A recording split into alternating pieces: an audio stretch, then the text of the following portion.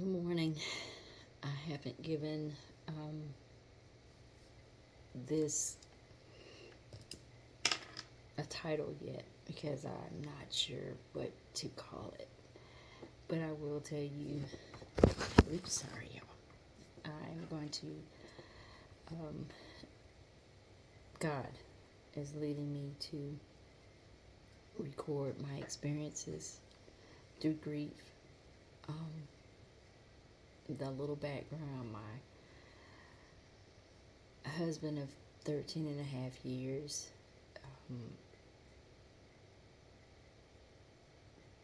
passed away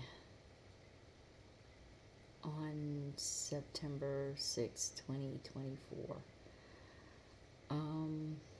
He went on August 17th. He went on a job interview, first time in 4 years, due to other things not related. But he went on an interview, was scheduled at 9:30. Gave me a kiss. We told each other bye. We told each other see you later, love you as usual.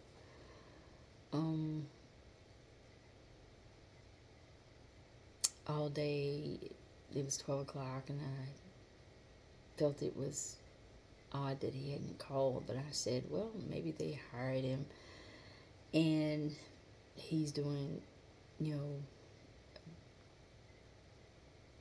a review of the plant. They're, taking him to HR.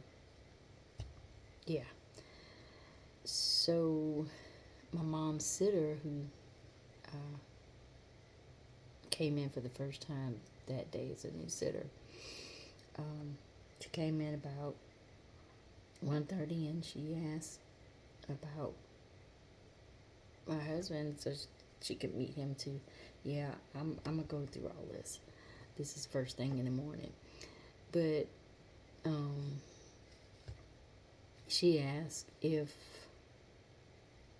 it where he was, and I said, well, it's almost 2 o'clock, and I'm thinking that he's doing drug screens and all that. And she said, that's a good sign that he he still isn't here. And I said, yeah. I said it would be like him to want to surprise me. So we continued on with our conversation with my mother. At about 3 o'clock, I look over, someone's calling from the hospital, and I thought it was billing. And it's bills. We all run from bills, y'all. Come on, let's be real. But I thought it was someone from billing calling about my mom, and I just couldn't get it then. And I looked at it. For some reason, I went ahead and picked it up. And that is where life started changing. She asked me if I knew Mark Williams and if I'm the spouse of Mark Williams, and I told her yes. And she said, well, we have him here at the hospital.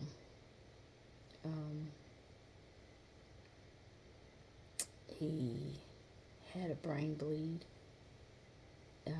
a blood vessel burst or ruptured in his brain during the interview, and we have him here, and you need to get here as soon as possible. We're not sure if she said, I'm going to be honest, I'm not sure if he's going to make it. Those words, I can't even tell you. I remember my reaction, and it was not, screaming, a lot of screaming, a lot of no, no, no, no. I remember her asking how soon we could get here. From my house to the hospital is about a good 30 minutes. That's on a good day. This was at 3 o'clock in the afternoon, rush hour. And it took me a while to get there. There was no one home but the sitter and mom. My son was at work, and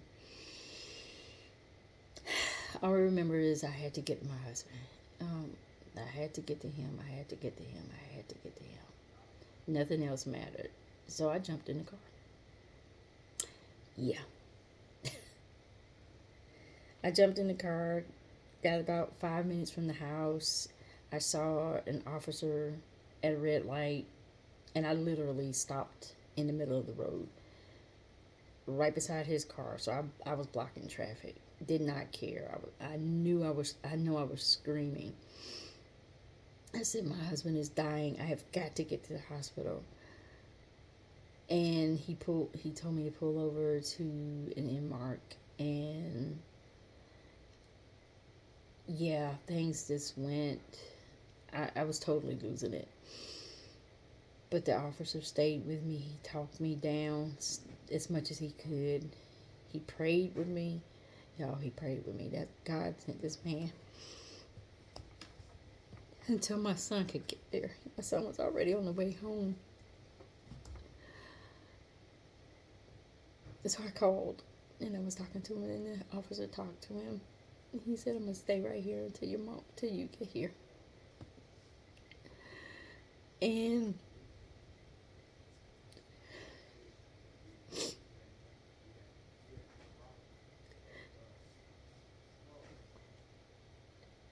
yeah, the calls I had to make that day.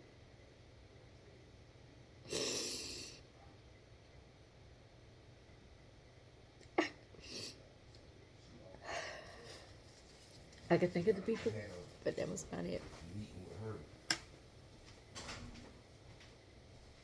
She in Texas right now. She's hanging out here. She still used to live out here, but But she kind of stuck in Texas right now. the calls that I had to make that day, my son actually made them for me. Yes, but she part. Um, we finally made it. We called dispatch, 911, non-emergency, on the way to let them know because they don't escort anymore. We asked for it,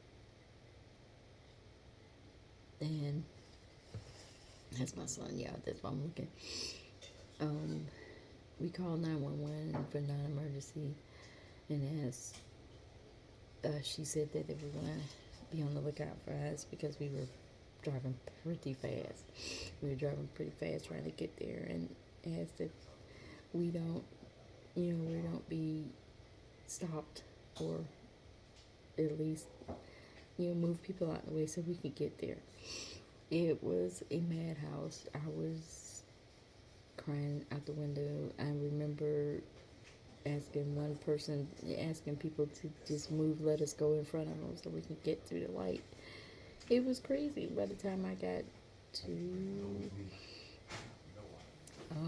Savannah, it was a madhouse, but we made it through, and I was able to get there in time.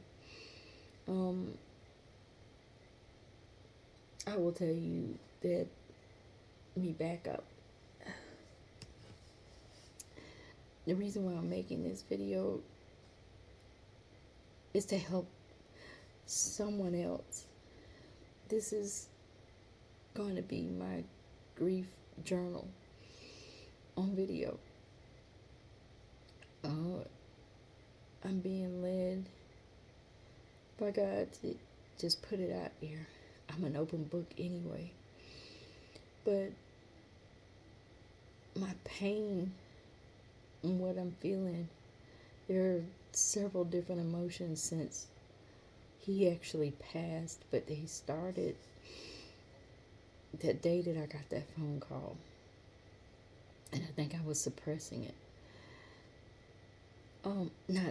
It wasn't August 17th, y'all. Stop. I'm sorry. It was August 21st.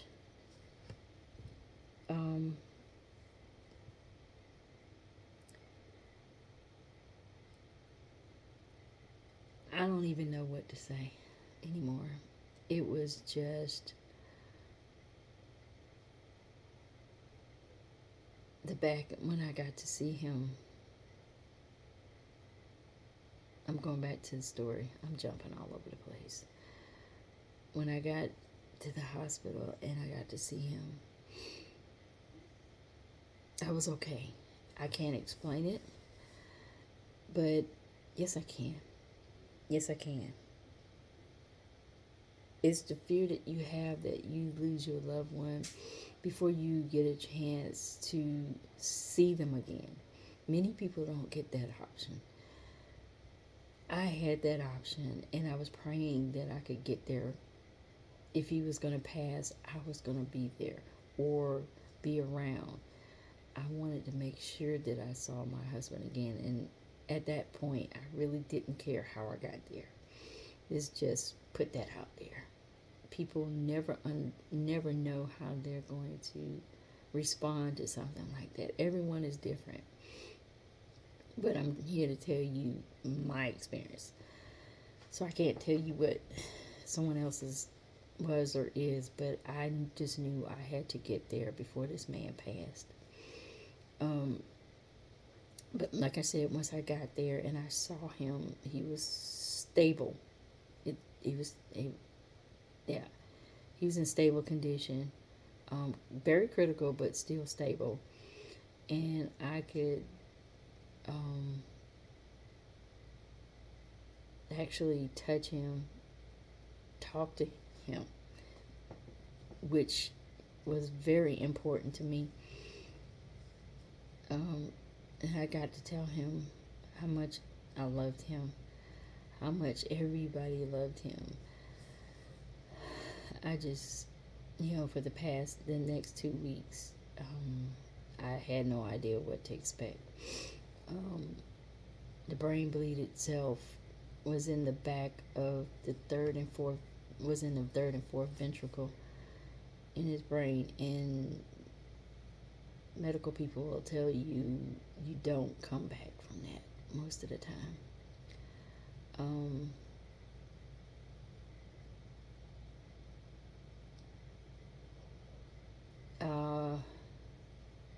Yeah. I got to talk to him. He actually responded a week later, maybe week later. He actually was awake. One day I came in and his eye, he was looking dead at me, he knew who I was. And that particular day he stayed up with me until it was quiet time at the hospital. They literally kick you out off that floor, so patients could rest, get a break from the family, and just rest, especially with brain injuries.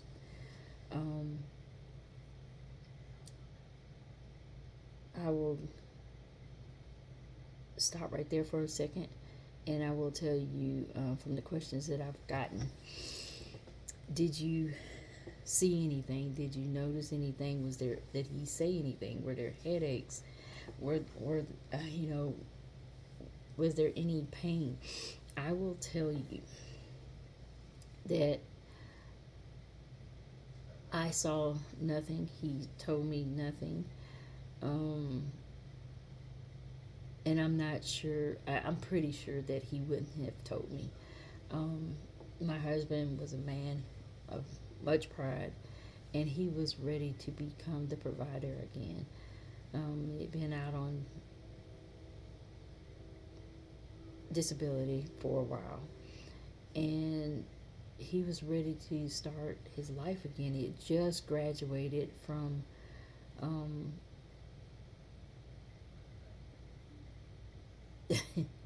technical college, and that was his dream, as a CNC machinist / programmer.